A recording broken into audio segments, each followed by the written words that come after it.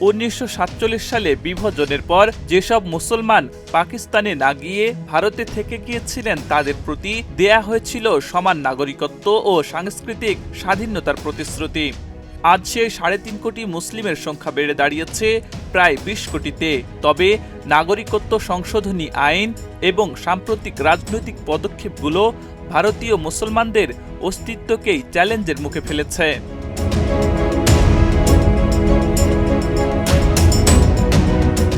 2019 সালে প্রণীত সিএএ প্রথমবারের মতো ধর্মভিত্তিক নাগরিকত্বের মানদণ্ড তৈরি করে। কাগজপত্রহীন মুসলমানদের নাগরিকত্ব হারানোর ঝুঁকি তৈরি হলেও অমুসলিমদের ক্ষেত্রে একই নিয়মে ছাড় দেয়া হচ্ছে।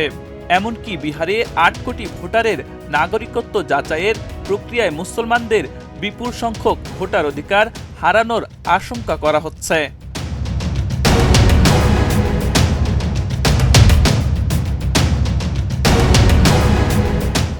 সম্প্রতি বিভিন্ন রাজ্যে বাংলাভাষী মুসলিম শ্রমিকদের গ্রেপ্তার, আটক ও সীমান্তে পুশব্যাকের অভিযোগ উঠেছে।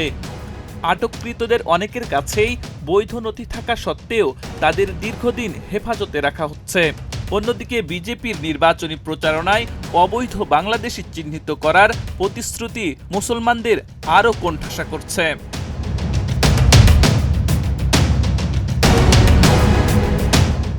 বিশেষজ্ঞদের মতে ভারতীয় মুসলমানরা ধীরে ধীরে নিজেদের দেশেই বহিরাগত হয়ে পড়ছেন। নাগরিকত্ব, রাজনৈতিক অধিকার ও সাংস্কৃতিক স্বাধীনতা সব ক্ষেত্রেই তাদের অবস্থান সংকুচিত হচ্ছে।